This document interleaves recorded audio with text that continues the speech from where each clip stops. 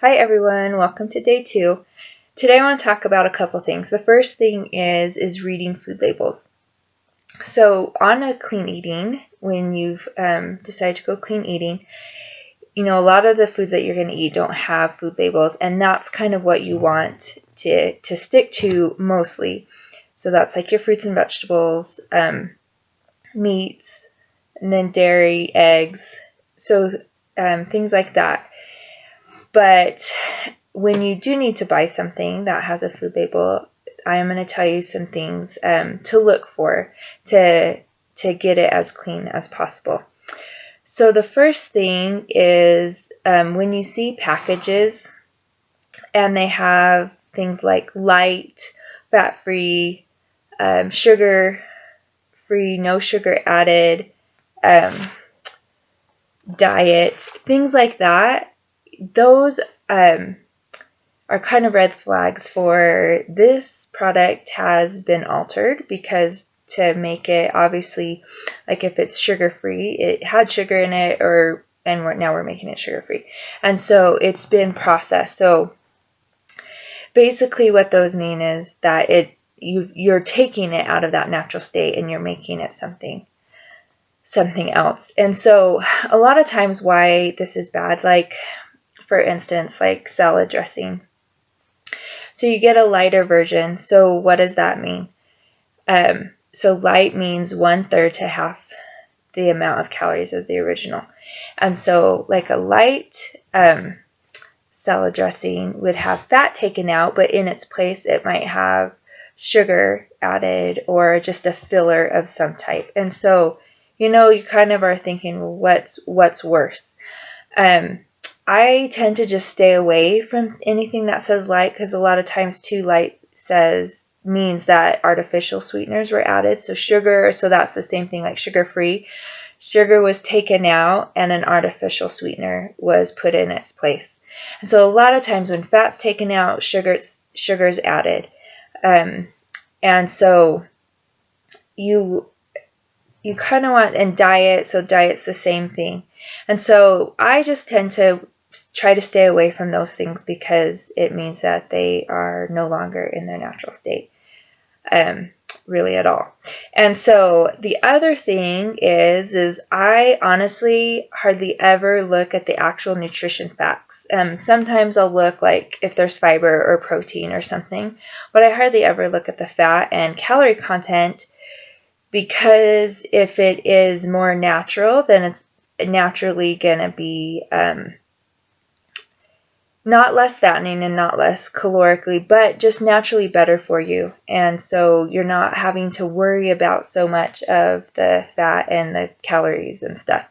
And so what I do is I always look at the ingredient list. And so I do have a lot of food intolerances, and so I always look for those things.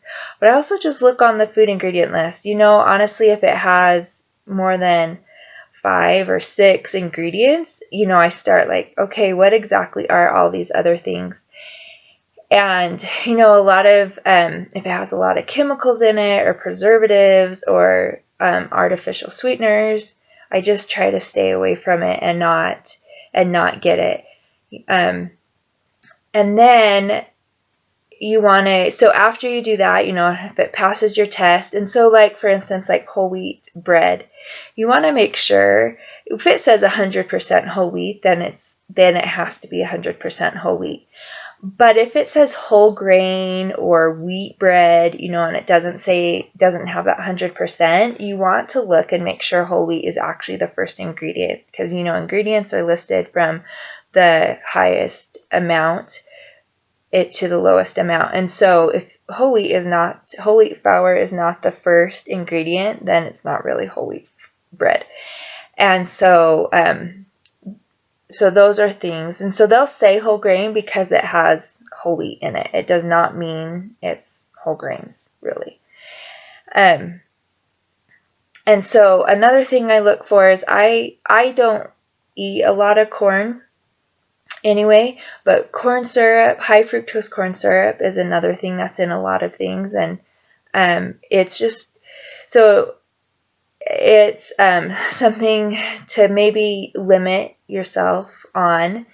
You don't take it out completely if that's not where you're at this stage, but it is something that to look at and to be aware of. A high fructose corn syrup, like if you can get like a jam or a jelly that just has sugar rather than high fructose corn syrup, that's best.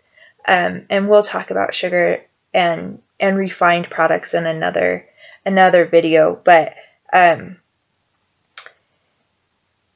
anyway, and so then, if it passes that test, if you like the ingredients that are in it, then you can start looking at, fat and calories and protein and fiber and see if it is something that you want to add to your diet.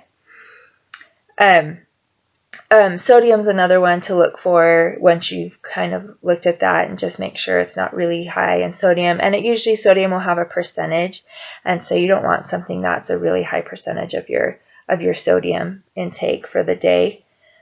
And so that's just kind of the basics of looking at a food label and what you're looking for and what you're trying to stay away from.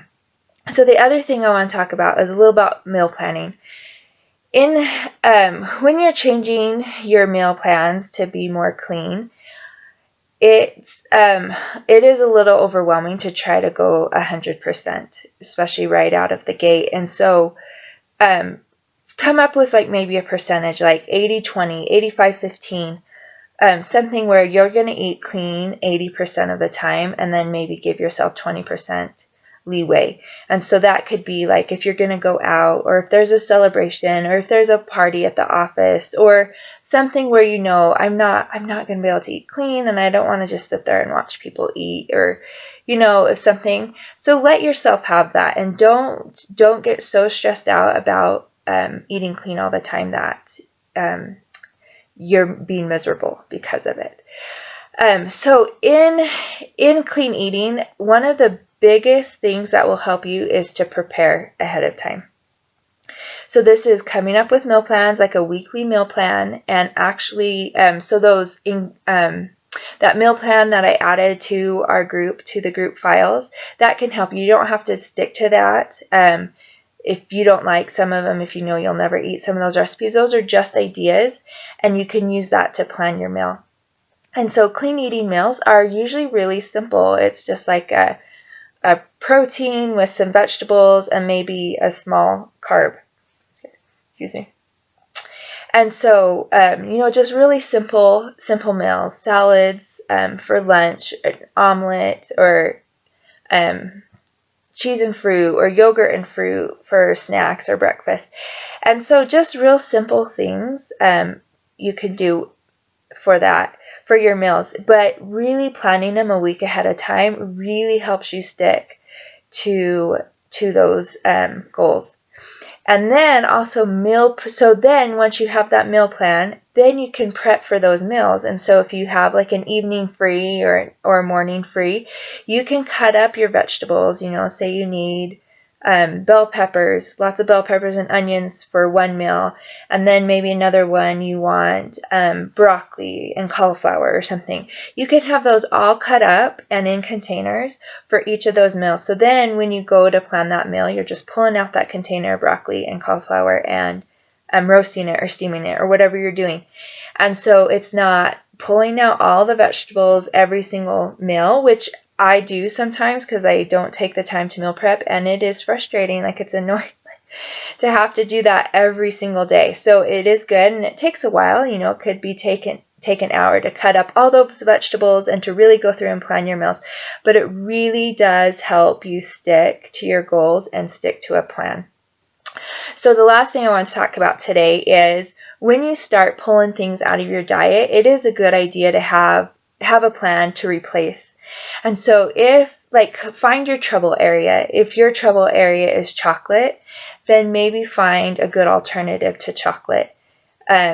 Something that will be good for you. And then as it goes on and as you get used to it, you can start lessening that.